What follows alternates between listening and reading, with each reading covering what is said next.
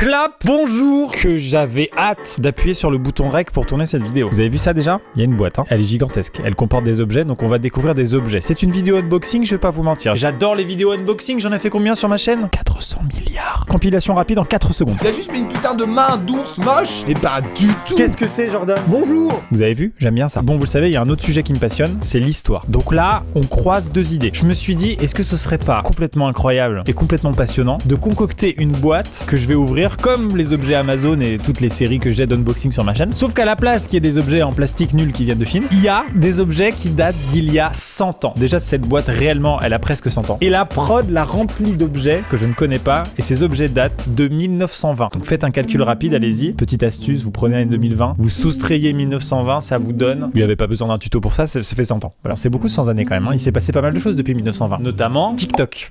Sur les 100 années qui se sont écoulées entre 1920 et 2020, c'est TikTok que je retiens. Mais ce concept, il est trop bien ou pas? Enfin, non, mais parenthèse, mais si vous aimez cette série unboxing historique là, mais éclatez-moi cette barre de pouce bleu bien sûr. Et comme ça, je fais un épisode 2 avec des objets d'il y a 200 ans. Et vous savez comment je suis, je m'arrêterai plus. C'est-à-dire que la fin de la série, ce sera dans un laboratoire qui fait des trucs préhistoriques et je serai avec des gants blancs et la vidéo s'appellera J'ouvre une boîte avec des objets d'il y a 10 000 ans. Mais par contre, si vous voulez que ça arrive, ça dépend de vous. C'est le nombre de likes, c'est tout. Bon, ça...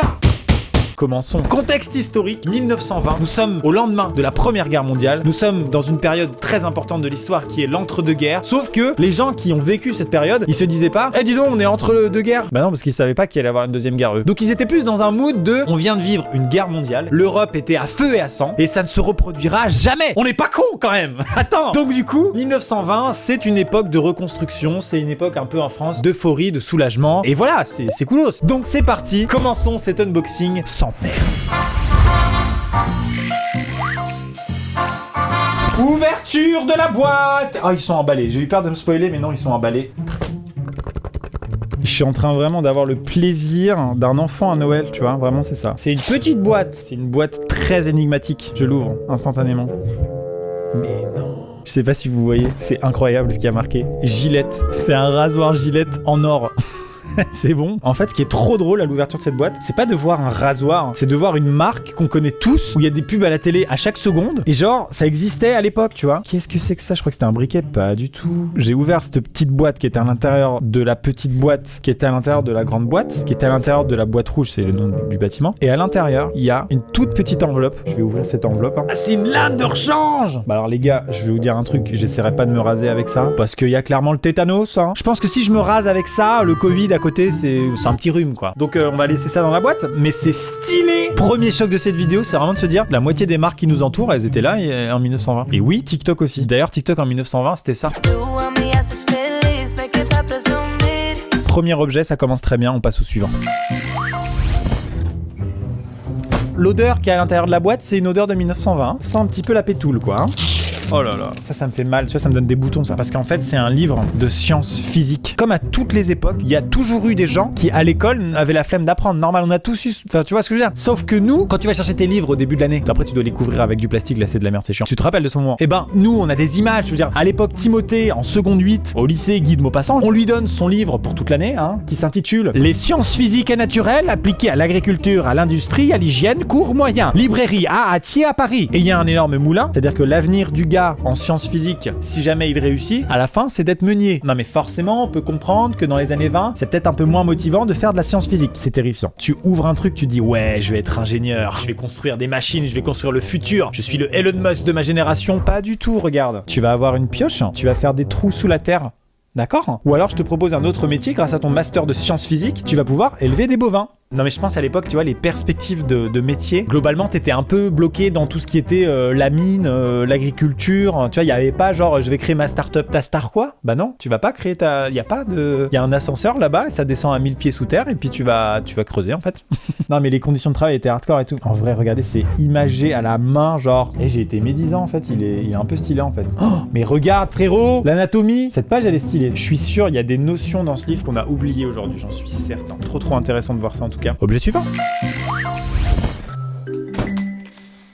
Alors là, c'est fou. C'est une boîte en carton avec marqué pâté, comme les cinémas pâté. D'ailleurs, il y a le logo de pâté, donc c'est un truc en rapport avec le cinéma. Et l'objet s'appelle un pâtéorama. Je comprends pourquoi il n'existe plus ce mot, parce que ça sonne super mal. J'ai pas envie d'acheter un pâtéorama. Tu peux me prêter ton pâtéorama? Tu veux une tranche de pâtéorama? Tiens, je te remets un peu de rama. Ferme ta gueule. Par contre, attends, ça a l'air incroyable. Je commençais à faire des vannes, mais je pense que c'est le meilleur objet. Je ne sais pas du tout à quoi ça sert. Je pense que c'est un truc où tu peux regarder des images, genre. Je vais regarder dedans. Oh! C'est la meilleure chose. Ah, c'est comme ça. Vous allez pas me croire. Il y a Avatar en 3D dedans. Non, mais je vais vous montrer après. Je vais mettre la caméra dedans, vous inquiétez pas. C'est les trucs là qu'on avait pour enfants là. Peut tourner, ça marche ou pas?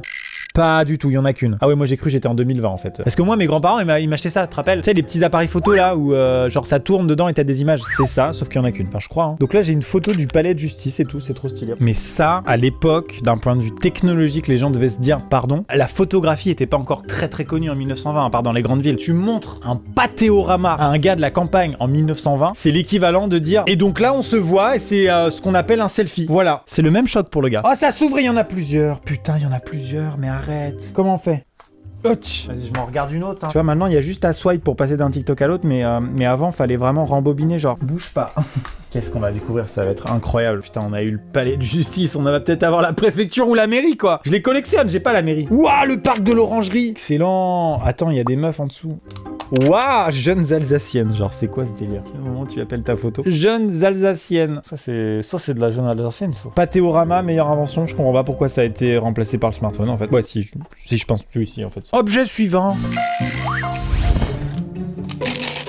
Mesdames et messieurs, je vais vous lire un extrait de la revue hebdomadaire, publiée le 17 juillet 1920. Ça coûtait 2 francs. Le général Gallieni, portrait au fusain. Mais gros, regarde, il y a une pub en première page pour le Vérographe. Certainement le concurrent du Pâtéorama. Du coup, il y a plein d'histoires, tu vois, c'est des sortes de romans, de nouvelles et tout. Mais le truc qui m'intéresse le plus, c'est les pubs en fait. Je vais vous lire les pubs. Voulez-vous apprendre la sténographie et améliorer votre orthographe? Écrire Madame Clion, celle de Sèvres. C'est-à-dire que pour trouver la personne qui a fait la pub, il y a juste marqué Madame Clion. Genre tout le monde la connaît. Bah Madame Clion, laquelle? Bah celle dans les Deux-Sèvres. Ah bah ça va, Madame Clion. Parce qu'on est 17 en France, donc en Allemagne ils sont 18. Ça va. Et attendez, il y a une pub pour dire aux gens que l'assurance contre les accidents c'est une nécessité pour tous. C'est pas un assureur qui dit choisissez-moi. Non, c'est juste les gars, prenez un assureur parce que il peut vous arriver une couille à un moment. Je sais, c'est chiant de payer par mois, mais vraiment, si vous avez une merde, c'est pratique. Pour avoir de belles et bonnes dents, servez-vous tous les jours du savon dentifrice Vigier.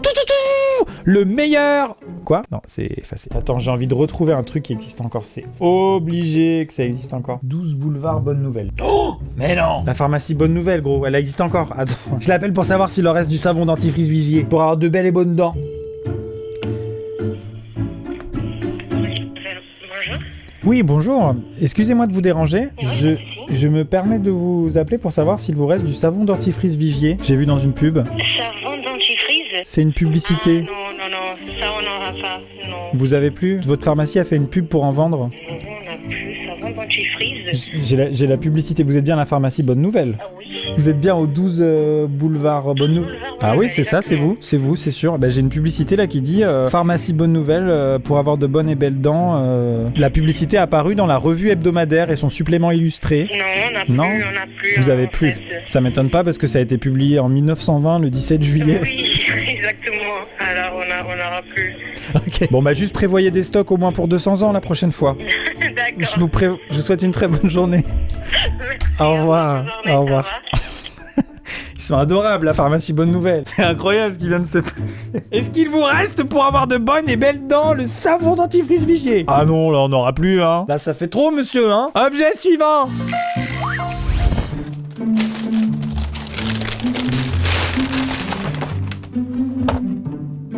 Le jeu Culbuto. Jeu populaire chez les enfants au début du XXe siècle. Voici les règles. Chaque joueur place les boules au-dessus de la case de rangement et en prenant le jeu par sa base, essaie de tirer les boules dans les trous. Toutes les billes qui tombent dans le haut du jeu ne sont pas rejouables et marquent 0 points. Toutes les boules se jouent en même temps. C'est génial, j'ai envie d'y jouer tout de suite. Pourquoi il y a Fortnite? T'en fous en fait. Je vais faire top 1 sur Culbuto. Ok, donc je crois que... Ouah. Mais quoi? C'est hanté en fait ou... Regardez comment ça se déplace genre. C'est trop bizarre. Faut prendre toutes les billes, les mettre là, et il faut les faire rentrer dans les trous sans aller dans le perdu. Oh. Mais c'est tellement aléatoire comme comportement. Oui. Pardon, mais 100 ans après, c'est toujours autant le fun, hein. Comment je suis trop fort au culbut? Oh merde. Chier. Je vais le garder dans mon décor celui-là. À tout moment, j'arrive en soirée ce week-end, je dis petite partie de culbuto. Oui, une raquette, oui. Oui, je sais, non mais je sais. Alors qu'en fait, c'est une raquette. Par contre, elle a vraiment servi, elle est gravée et tout. J'en vois encore le nom du propriétaire, c'est incroyable. Putain, le range raquette, il est fameux, à base de boulons. À l'époque, les mecs, ils disaient Fredo, on va se faire un tennis ? Ouais, t'as une clé de 14 ? Pourquoi ? Pour déverrouiller mon range raquette ? Suis-je bête ? Raquette de tennis de 1920. La structure est en bois, tandis que le cordage est fait à partir de boyaux de bœuf. Si peu vegan comme objet. Tu crois je vais à Decathlon au rayon tennis et je leur dis vous pouvez réparer ma raquette ? Est-ce que la marque Hexagone existe encore en tennis ou pas ? Dites-moi les fans de tennis, tout ça là. Génial, objet de ouf. Suivant. Alors là vraiment j'ai aucune idée de ce que c'est ce truc. Ah j'ai totalement une idée en fait.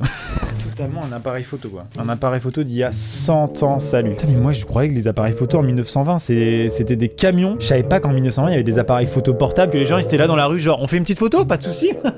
Allez on va au bar. Non mais non, moi je pensais qu'il y avait tout un système de trépied avec une manivelle où le gars se mettait sous un drap noir, il tirait sur une corde et ça faisait genre il disait après 15 minutes de préparation on la refait. Pas du tout, en fait les mecs étaient là genre c'est incroyable. Objet suivant. Oh my god, mais non!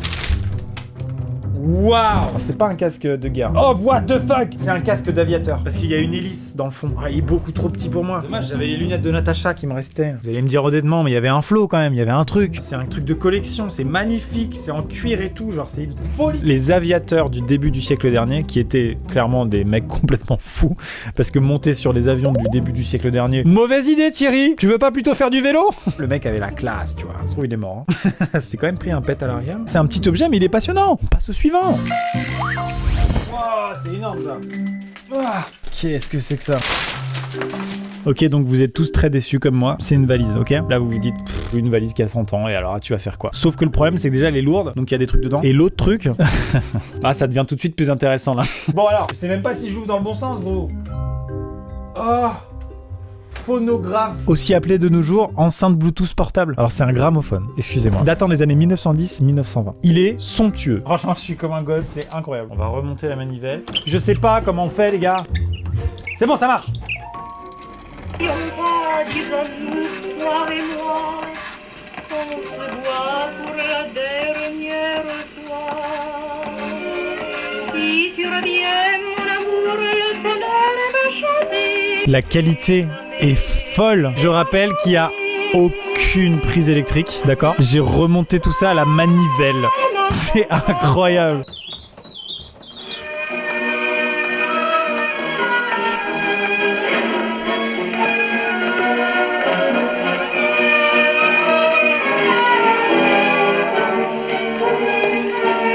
En fait, je comprends pas pourquoi on a inventé l'électricité. Je pense que tout, sans exception, pourrait fonctionner à la manivelle. Ça tient longtemps, hein.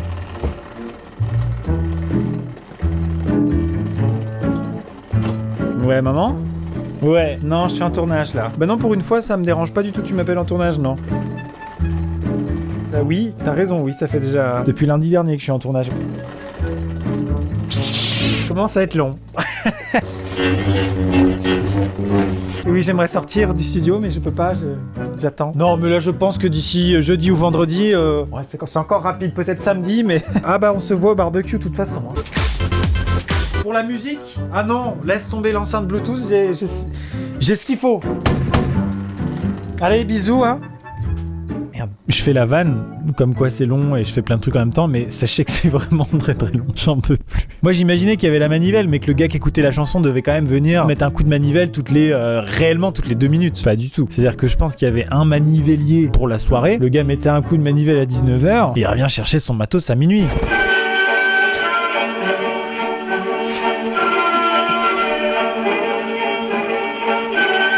Ça ne s'arrête jamais. C'est super fort. Je savais pas si c'était sur un répondeur téléphonique des impôts.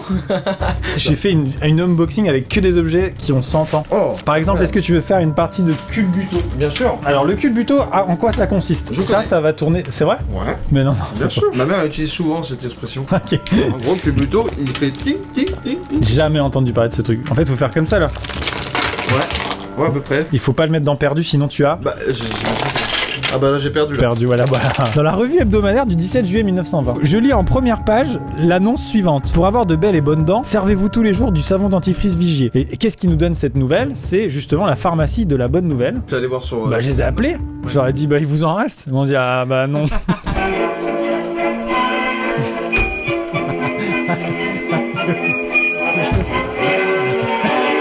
Attention, ça va être flippant. Non.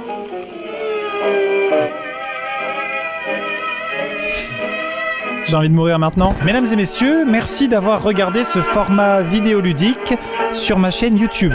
Vous êtes bien en 2020 et vous avez regardé, c'est si fort, et vous avez regardé un vidéogramme disponible sur l'outil YouTube, une plateforme que je vous conseille chaudement. N'hésitez pas à presser le bouton, c'est la meilleure outro de ma chaîne. N'hésitez pas à presser le bouton s'abonner ainsi que la petite clochette qui vous permettra de recevoir à l'intérieur de la revue hebdomadaire les notifications vous permettant de savoir lorsqu'il y a un nouveau vidéogramme. C'était donc Amixem, votre serviteur dévoué. À bientôt pour un prochain vidéogramme. Bouscavida.